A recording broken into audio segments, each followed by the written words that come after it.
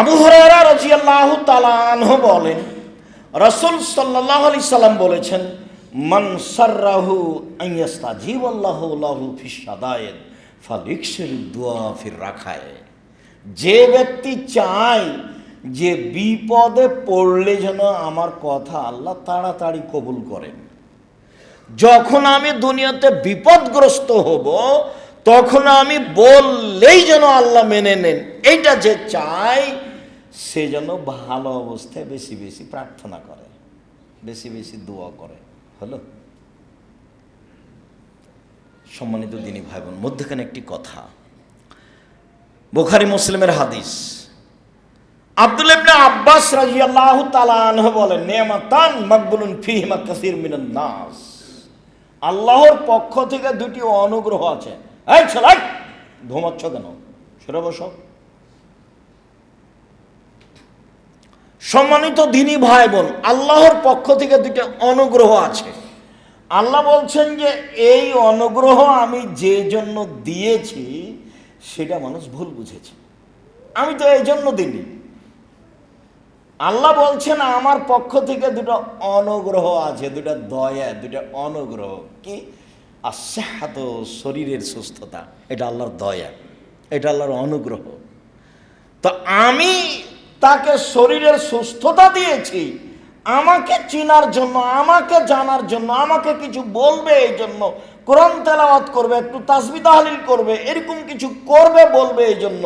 তো শরীরের সুস্থতা দোকানে বসে আড্ডা পিটে, তো ভুল বুঝলো, আমি তো এই জন্য দিইনি। আল্লাহ রাসূল বলছে, দুই আল ফারাগ, অবসর। আমি মানুষের জীবনে অবসর দিয়েছি। যারা ব্যবসা করে 10টায় দোকান খুলে রাত 10টায় বন্ধ করে, তাহলে 10টা থেকে 10টা পর্যন্ত ব্যস্ত, বাকি টাইম অবসর। আমরা তো মনে করি চাকরি রিটায়ার্ড হলে অবসর, না, মানুষের জীবনে একটা ব্যস্ততা আছে আর অবসর আছে। যারা চাকরি করে তারা যায় 10টায় যায়, বিকাল 5টায় ফিরে আসে, বাকি টাইম তার অবসর।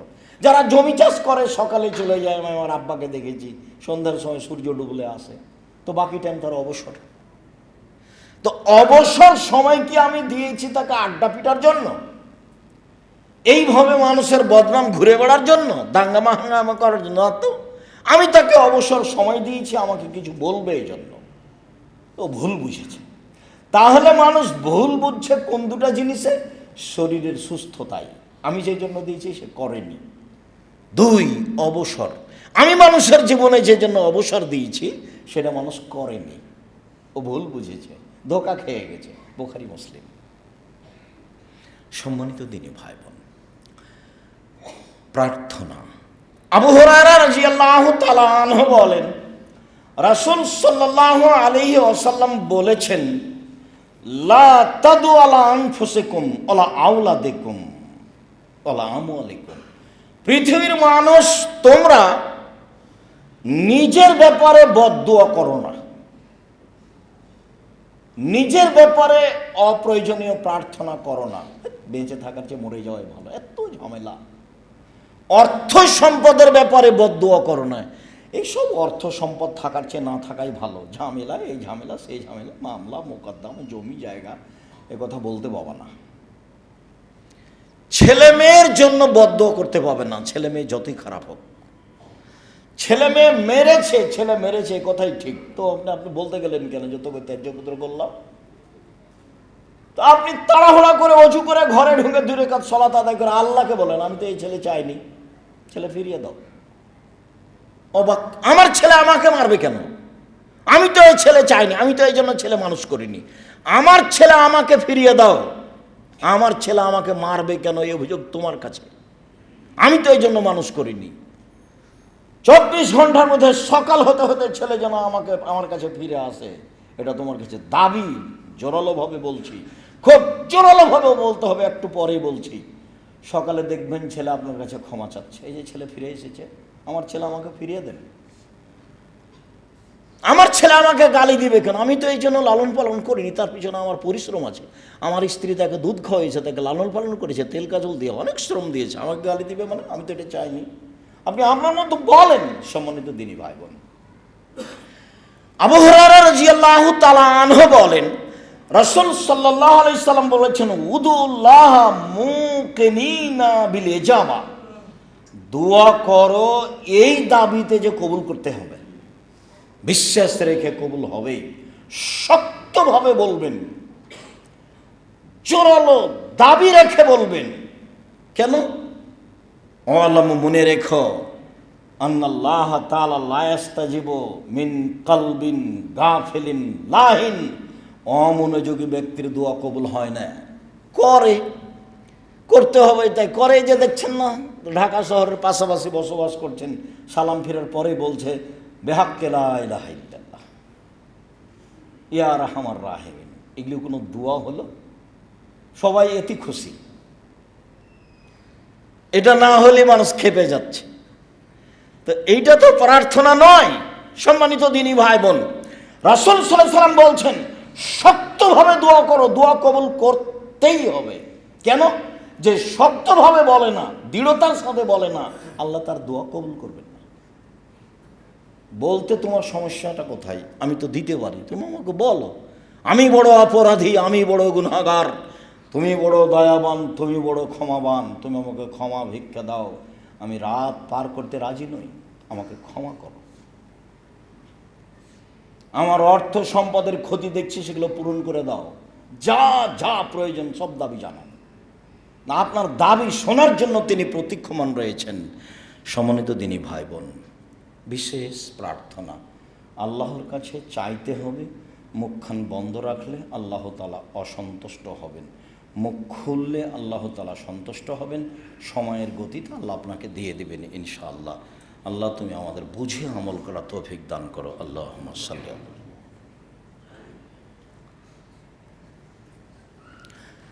ওয়াসসালাতু ওয়াসসালামু আলা মান লা নাবিয়্যা বা'দা।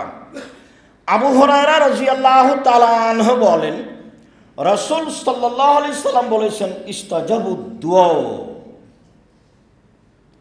মানুষের দোয়া কবুল করা হয়, তবে লা ইস্তাজাবুদ দুআ আই ইস্তাবাজুদ দুআ ইল্লা বিইসমিন আও কাতিয়াত রাহিমিন, দোয়া কবুল হয় না যে দোয়া করা হয় সম্পর্ক ছিন্ন করার জন্য। স্ত্রীকে বলছে যে তোর বাপের বাড়ি যেন আল্লাহ আর কোনোদিন না নিয়ে যায়, টাকা নিতে গেছিল দেয়নি, বা বলছে ভাইয়ের সাথে গন্ডগোল রেখে তোর সাথে যেন আল্লাহ আর কোনোদিন কথা বলার ব্যবস্থা না করে, তোর সাথে আর কোনোদিন কথাই বলবো না। সম্পর্ক ছিন্ন করার জন্য যে দোয়া করা হয় সেটা কবুল হবে না। পাপের জন্য যে দোয়া করা হয় সেটা কবুল হবে না। আল্লাহ, আমি অশ্লীল কাজে লিপ্ত হচ্ছি, কেউ যেন না দেখে। তো পাপের জন্য দোয়া করলে দোয়া কবুল হয় না। 3, অলিস্তেজাল, তাড়াহুড়া করে দোয়া করলে, দোয়াতে তাড়াহুড়া করলে কবুল হয় না।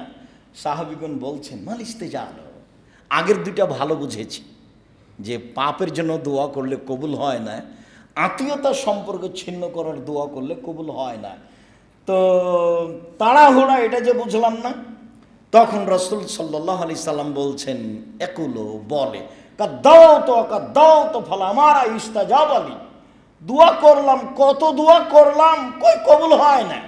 ফায়াস্তাহসিরু, তখন অলস হয়ে যায়, ওই সময় এত দোয়া ছেড়ে দেয়, এই দোয়া কবুল হবে না। আপনি তো অবগত হলেন আমার দোয়া কবুল হবে, আর না হয় সে পরিমাণ ক্ষতি সরে যাবে, আর না হয় সেটা আমি, তার বিনিময়ে জান্নাত আছে 3টে, হয় আমি পেয়ে যাব, না হয় অন্যায় ঠেকানো হবে, আর না হয় জান্নাত হবে, আমার তো মিস যাবে না। আপনি অলস হলেন কেন? আর চাইলেই হবে, এত আপনি তাড়াহুড়া করছেন কেন? আপনি তো একজন মানুষ, তাড়াহুড়া করলে কি হবে? সময় লাগবে। নবী দোয়া করছেন নবীর জন্য, ইয়াকুব আলাইহিস সালাম দোয়া করছেন ইউসুফ আলাইহিস সালামের জন্য, ছেলে হারিয়ে গেছে, চোখে দেখতে পান না, কান্নাকাটি করতে করতে 25 বছর পরে দোয়া কবুল হয়েছে।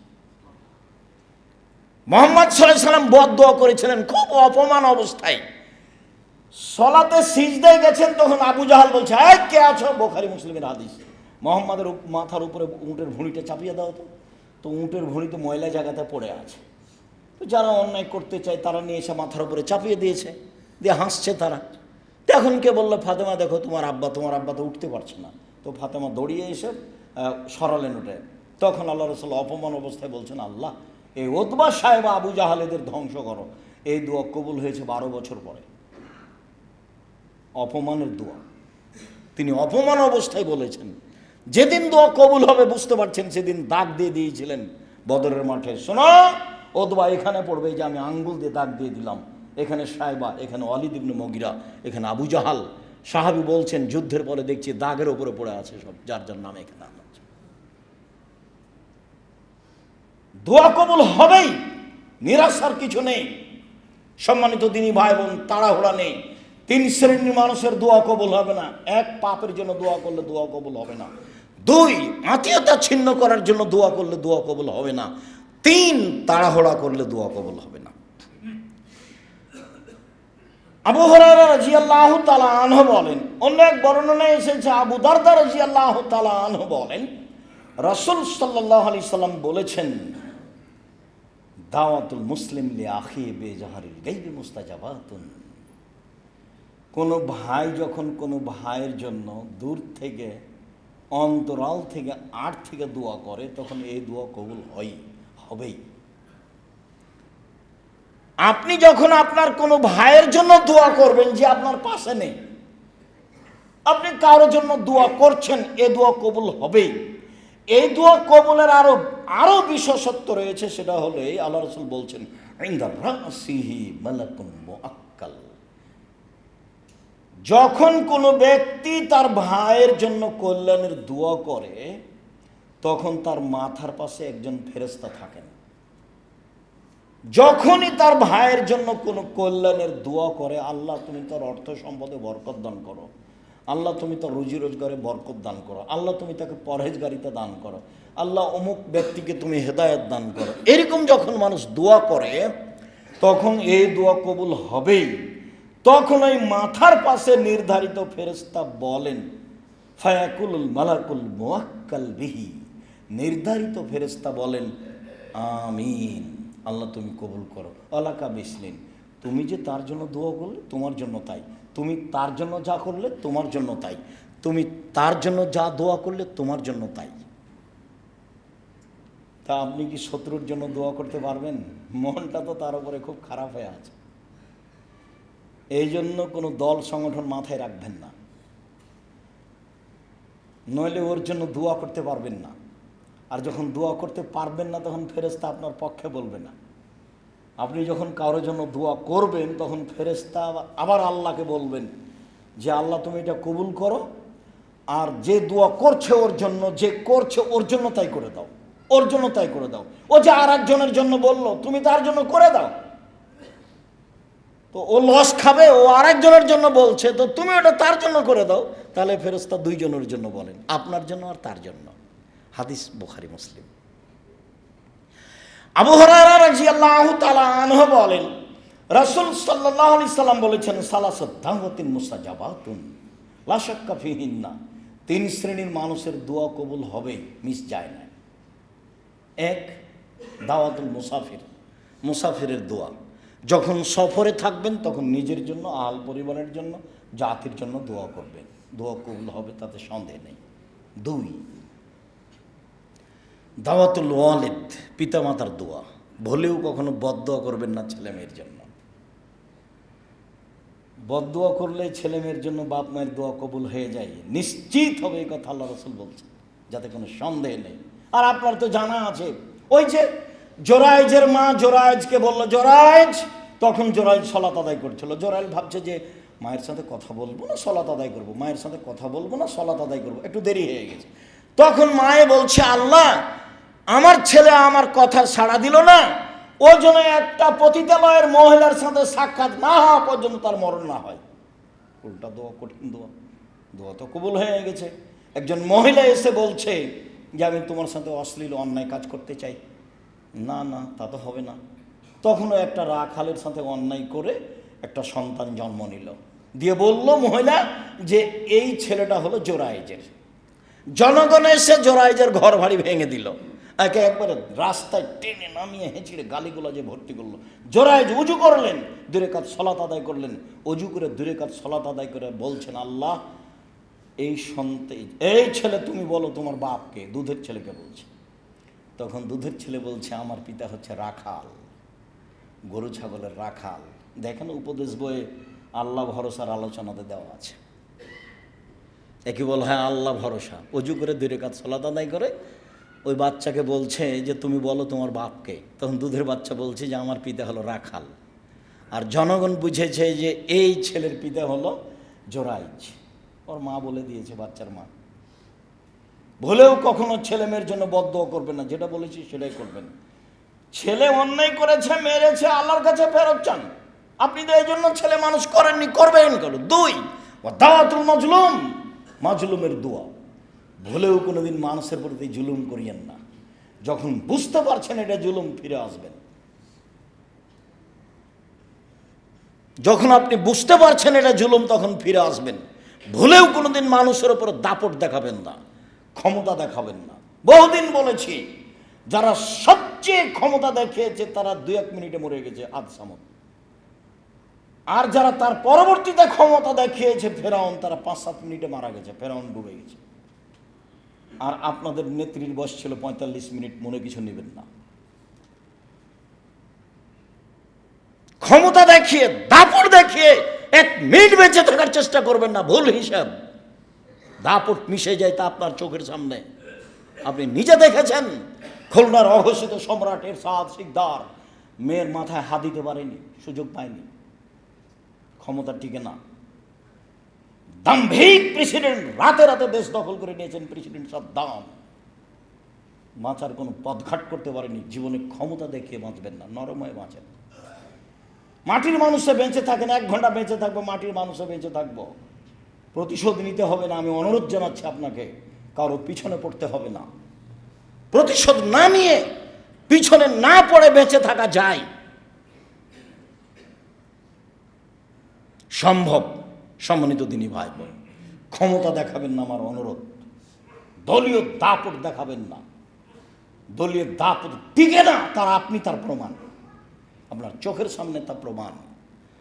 রাসূল সাল্লাল্লাহু আলাইহি ওয়াসাল্লাম বলছেন যে দাওয়াতুল মাজলুমে মুস্তাজাবাতুন ওয়ালাউ কানা কাফেরান। মাজলুমের দোয়া কবুল হবে, হিন্দু হলেও, কাফের হলেও। নেবে ও দুনিয়াতেও বলেছে আল্লাহকে যে আমার প্রতি জুলুম করেছে, তখন আল্লাহ শুনবে, আপনাকে বিপদে ফেলে দিবে। একবার বলছেন দাওয়াতুল মাজলুমে মুস্তাজাবাতুন ওয়ালাউ কানা ফাজিরান। বদ যদি হয়, শয়তান যদি হয়, এরপরেই যদি ও মাজলুম হয়, তার প্রতি আপনি জুলুম করেন, ও যদি আল্লাহকে বলে, তাহলে কথা কবুল হয়ে যাবে। 3 শ্রেণীর মানুষের দোয়া কবুল হয়: 1 মুসাফির, 2 বাপ মা, 3 মাজলুম।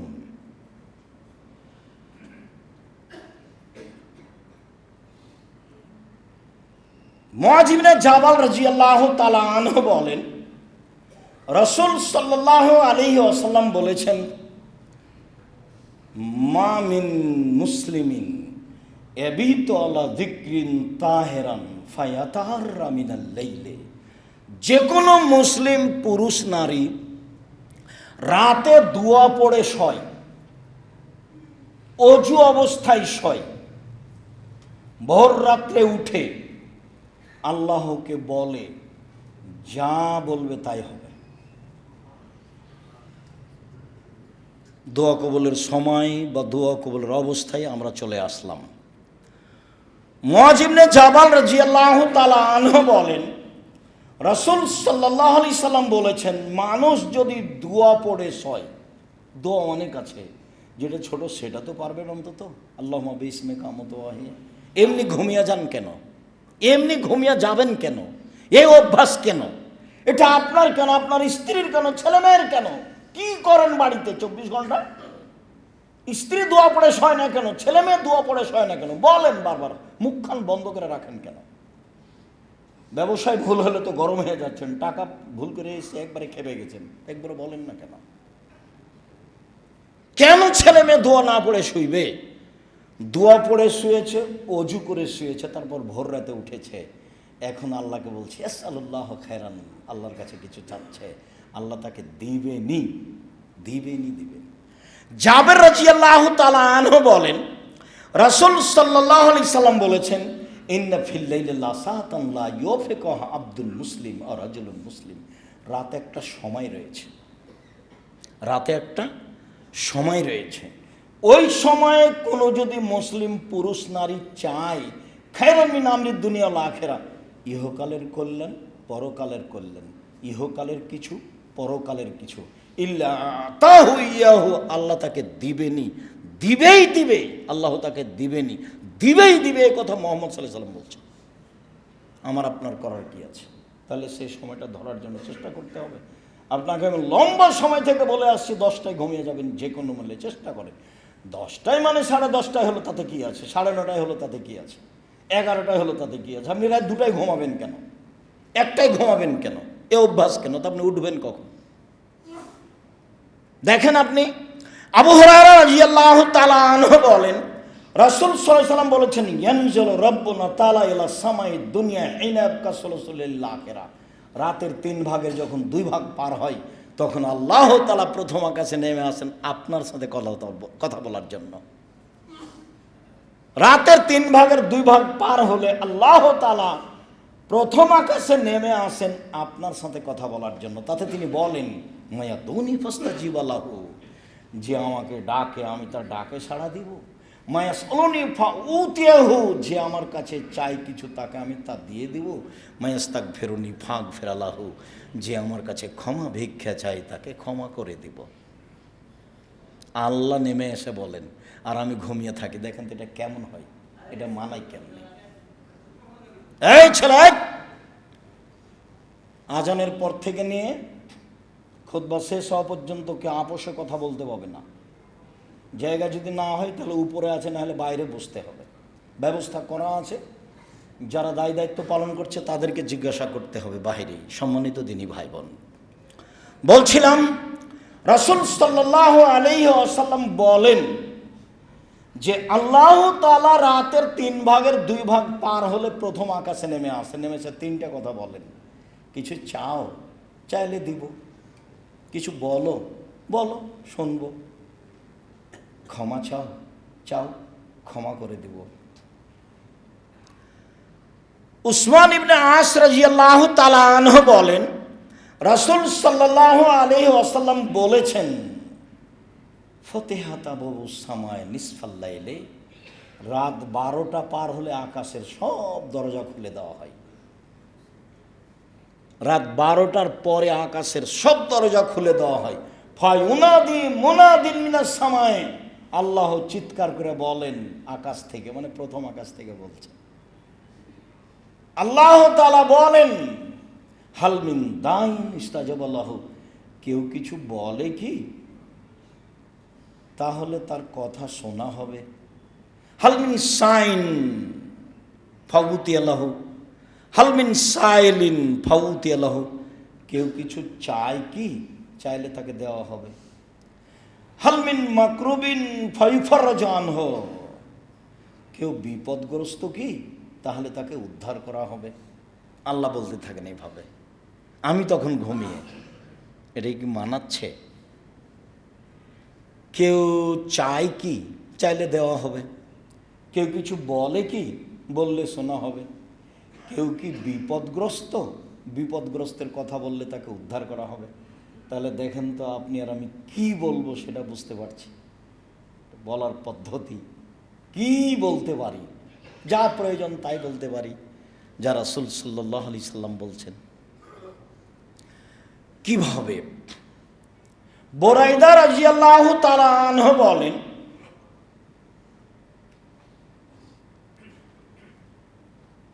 সামিয়া রাসূলুল্লাহ সাল্লাল্লাহু আলাইহি ওয়াসাল্লাম রাজুলান ইয়াকুলু, আল্লাহর রাসূল একজন লোককে বলতে শুনলেন। লোকটা বলছে, আল্লাহুম্মা ইন্নী আসআলুকা বিআন্নাকা আনতাল্লাহ, হে আল্লাহ আমি তোমার কাছে চাচ্ছি এই জন্য যে তুমি আল্লাহ, তুমি আল্লাহ, এই জন্যই তো চাচ্ছি। লা ইলাহা ইল্লা আনতা, তুমি ছাড়া তো কোনো মাবুদ নেই। আল আহাদু আস-সামাদ, তুমি একক নিরপেক্ষ মুখাপেক্ষীহীন। আল্লাযী লাম ইয়ালিদ ওয়া লাম ইউলাদ, যিনি কাউকে জন্ম দেননি, যিনি কারো কাছে জন্ম নেননি, আল্লাহ ইয়াকুল্লাহু কুফুয়ান আহাদ, তার সমকক্ষ কেউ নেই। এই পর্যন্ত যখন লোকটি বলল, তখন আল্লাহ রাসূল বলছেন দা আল্লাহ বিসমিহিল আজম। লোকটি ইসমে আজম দিয়ে প্রার্থনা করেছে, লোকটি ইসমে আজম দিয়ে প্রার্থনা করেছে। এই যা সুইলা বিহি আতা, এ দিয়ে চাইলে আল্লাহ দিয়ে দেন, এই দিয়ে চাওয়া হলে আল্লাহ দিয়ে দেন।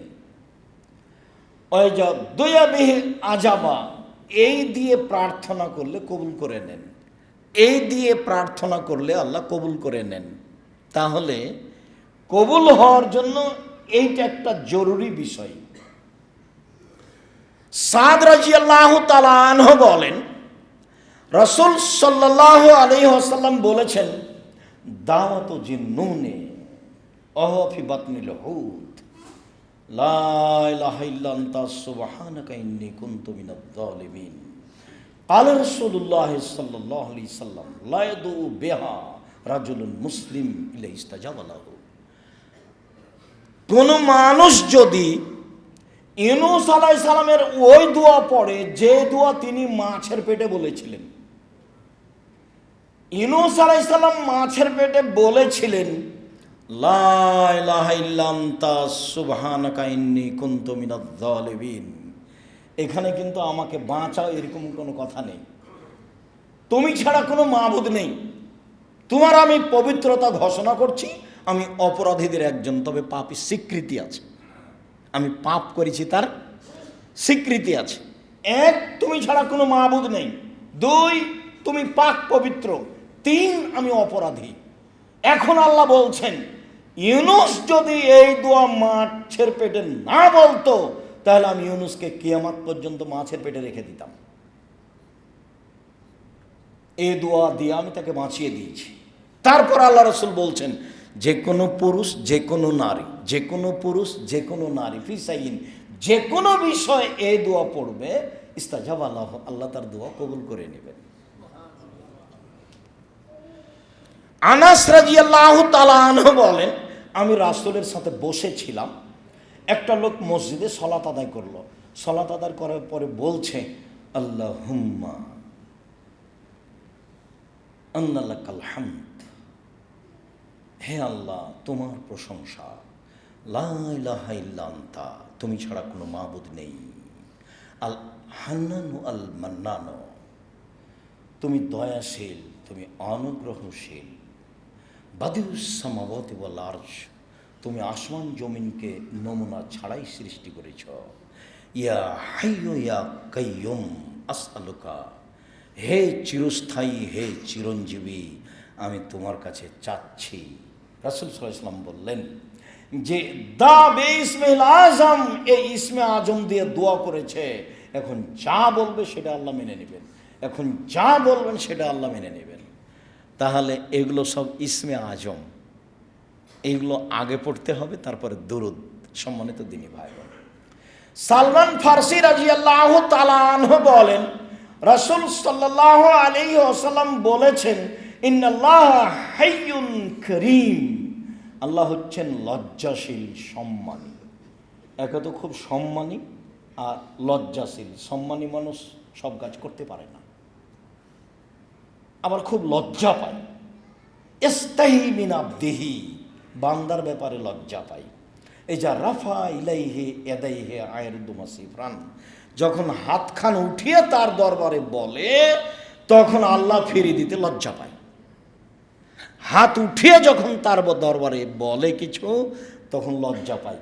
উনি নিজেই লজ্জাশীল, নিজেই সম্মানী। আবার বান্দা যখন হাত উঠিয়ে কিছু বলে, তখন খালি হাত ফিরিয়ে দিতে লজ্জা পান। ইবনে আব্বাস রাদিয়াল্লাহু তাআলা আনহু বলেন, রাসূল সাল্লাল্লাহু আলাইহি সাল্লাম বলেছেন, আল মাসআলাতু আন তারফা ইয়াদাইকা হাজওয়া মানকাবাইকা, চাওয়া হচ্ছে তুমি তোমার হাতকে বুক সামনাসামনি উঠাবা। চাওয়া হচ্ছে তুমি তোমার হাতকে বুক সামনাসামনি উঠাবা। অলিবতিহাল, এখনই দিতে হবে, খুব বিনয়ের সাথে বলছি, এক্ষুনি দিতে হবে। অলিবদেহাল আন্তামুদ্দায়াদায়কা জামিয়ান, তাহলে তুমি তোমার হাতটা আগে বাড়িয়ে দিবা, সোজাসুজি সামনে, আর না হলে উপরে একবারে পুরো সোজা, আর না হলে উপর দিকে। সাধারণত হাত উপর দিকেই তোলা হয়, তাহলে উপর দিকে হতে পারে, মাথার উপরে যেতে পারে, সমস্যা নেই, যদিও কোনো হাদিসে এই পর্যন্ত এসেছে। হাত উঠিয়ে আর এই মুহূর্তেই দিতে হবে, এইটা করলে, যেমন বুখারী মুসলিমের আর একটা হাদিসে এসেছে, কানা নবী সাল্লাল্লাহু আলাইহি সাল্লাম ইয়ারফা ইয়াদাইহি হাত্তা ইউরা বায়াজা ইবতাইহি, আল্লাহ রাসূল দোয়াতে হাত উঠাতেন, তখন বুখারী মুসলিম, হাত এভাবে উঠাতেন যে বগলের শুভ্রতা দেখা যেত। তাহলে এভাবে থাকলে তো বগলের শুভ্রতা দেখা যাবে না। বগলের শুভ্রতা দেখা যায় কেন? চাদর পরে সালাত আদায় করতেন, এই জন্য সবসময় গায়ে চাদর থাকতো। তো এবার হাতে এইভাবে উঠালে তো বগলের শুভ্রতা দেখা যাবে, এইভাবে করলেও তো দেখা যাবে না, এইভাবে উঠালে বগলের শুভ্রতা দেখা যাবে। বুখারী মুসলিমের হাদিসে এটাই বুঝাই। সম্মানিত দিনী ভাই বোন, আবু হুরায়রা রাদিয়াল্লাহু তাআলা আনহু বলেন, মুআবিয়া রাদিয়াল্লাহু তাআলা আনহু বলেন, অনেক বর্ণনায় এসেছে উমামা বাহিলি রাদিয়াল্লাহু তাআলা আনহু বলেন, রাসূল সাল্লাল্লাহু আলাইহি সাল্লাম বলেছেন, লাইসা শাইউন আহাব্বা ইলাল্লাহি মিন কাতরাতাইনি ওয়া সারাইনি, দুইটি বিন্দু ফোঁটা আল্লাহর কাছে যত প্রিয়, পৃথিবীর কোনো কিছু আল্লাহর কাছে তত প্রিয় নয়। এক ফোঁটা চোখের পানি। আলোচনার প্রারম্ভে বলেছি যে চাওয়া কাজটা আল্লাহর কাছে যত প্রিয়, কোনো ইবাদত আল্লাহর কাছে তত প্রিয় নয়। এবার বলছি যে এক ফোঁটা চোখের পানি আল্লাহর কাছে যত প্রিয়, কোনো ইবাদত আল্লাহর কাছে তত প্রিয় নয়। সম্মানিত দিনী ভাই বোন, এবার আমরা কাছাকাছি চলে আসি। এক, চাওয়া কাজটা সবচেয়ে প্রিয়। দুই, হাত উঠালে লজ্জা পাই ফিরিয়ে দিতে। তিন, চোখের পানি তার কাছে সবচেয়ে প্রিয়। চার, ইসমে আজম যেভাবেই হোক, কিছুই যদি মুখস্থ না থাকে তাহলে লা ইলাহা ইল্লা আনতা সুবহানাকা ইন্নী কুনতু মিনাজ জালিমিন। তারপরে দুরূদ ইব্রাহিম। কেন? উমর রাদিয়াল্লাহু তাআলা আনহু বলেন, তোমার দোয়া আকাশের উপরে যাবে না দুরূদ ছাড়া, কিছুই যাবে না। তাহলে প্রথমে বলি ইসমে আজম। ইসমে আজম সিরিয়াল দোয়ার বইয়ে দেওয়া আছে, না হলে বক্তব্যের থেকে নিতে পারি। যদি না পারি তাহলে লা ইলাহা ইল্লা আনতা সুবহানাকা ইন্নী কুনতু মিনাজ জালিমিন। এরপরে দুরূদে ইব্রাহিম, তারপরে নিজের কথা শুরু করবেন নিজে থেকে। আল্লাহ তুমি আমাকে বাঁচাও, আল্লাহ তুমি আমাকে ক্ষমা করো, আল্লাহ তুমি আমার মান সম্মান রক্ষা করো, কি চান নিজের জন্য। এরপরে বাপ মায়ের কাছে যাবেন, আল্লাহ তুমি আমার বাপ মাকে ক্ষমা করো, তারা সাধারণ মানুষ ছিল, তাদের ভুল ত্রুটি থাকতেই পারে, আমি তার সন্তান হিসেবে তোমার দরবারে প্রার্থনা করছি, তুমি আমার বাপ মাকে ক্ষমা করো। তারপরে ছেলে মেয়ের জন্য কি চান? তুমি আমাকে ছেলে মেয়ে দাও, ভালো ছেলে মেয়ে দাও, যারা জাতির জন্য উপকারী হবে, পরকালের জন্য কল্যাণকর হবে, সবার জন্য ভালো, এরকম ছেলে মেয়ে দাও।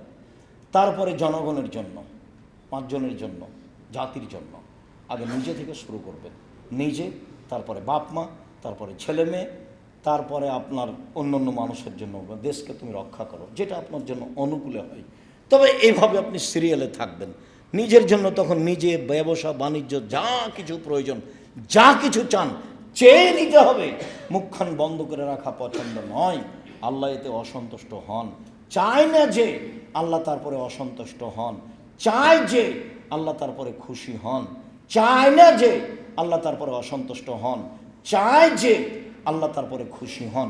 চাওয়ার পদ্ধতি, চাওয়ার সময় রাত 12টার পরে, রাতের 3 ভাগের 2 ভাগ পার হওয়ার পরে, আর ফরজ সালাতের পরে, আর আপনার আজান এবং একামাতের মাঝে, এগুলো অন্যান্য বক্তব্যে উল্লেখ হয়েছে। বিশেষভাবে কবুলের পদ্ধতিতে দেখা যাচ্ছে যে রাতে ঘুমাতে হবে দোয়া পড়ে, অজু করে, যখন ঘুম ভাঙবে তখন উঠে 2 রাকাত সালাত আদায় করে বলতে হবে। চাওয়ার পদ্ধতিতে বললাম, 1, হাত তুলে। 2, কান্নাকাটি করে। 3, এই সময়গুলিতে সেখানে থাকবে ইসমে আজম, সেখানে থাকবে দুরুদ, তাহলে দোয়া কবুল হবে ইনশাআল্লাহ। সম্মানিত দিনী ভাই বোন, আমরা কোরআন এবং হাদিস থেকে যে বিষয়গুলি বলছিলাম, অবশ্যই যেন আপনার কাছে স্মরণীয় হয়। অবশ্যই কোরআন মাজিদে আমরা বুঝতে পেরেছি যে নীরবে হতে হবে এবং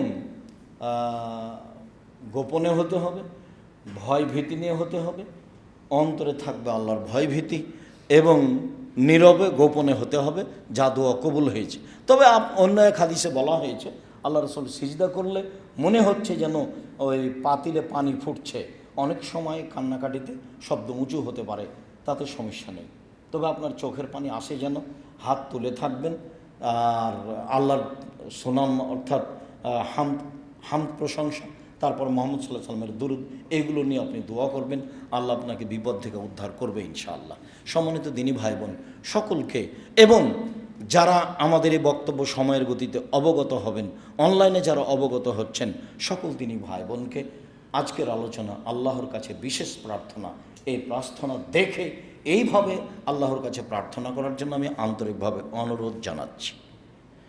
আর আমি তো সবসময় আপনাদের সাথে থাকি, মানে জামিয়া সালাফে আমার সাথে থাকে। প্রত্যেকটা মানুষের একটা জীবনে স্বাদ আছে, আমার জীবনে একটা স্বাদ, এ দেশের মাটিতে আমি উন্নত মানের প্রতিষ্ঠান গড়বই গড়ব ইনশাআল্লাহ। এতে আমি যেটা রেখেছি আপনার কাছে সেটা হলো আপনি একটু দুয়াই থাকবেন, আল্লাহ তুমি জামিয়া সালাফে কবুল করো। আপনি 10 টাকা দান করলেও জামিয়া সালাফে করবে, না করলেও করবে, কেন অন্য এক ভাই দিবে, এমনি হবে ইনশাআল্লাহ। ও তো আপনি তার প্রমাণ, আপনি দেখতে পাচ্ছেন তার প্রমাণ। কিন্তু আপনার ভিতরে সংকীর্ণতা থাক, এটা আমি চাইনি। আপনার সাথে, আপনার পরিবারের সাথে জামিয়া সালাফিকে সাথে দেবেন। আল্লাহ আমাদের যারা মারা গেছে তুমি তাদের কবরের শাস্তি মাফ করো, যারা কবরে আছে তুমি তাদের কবরকে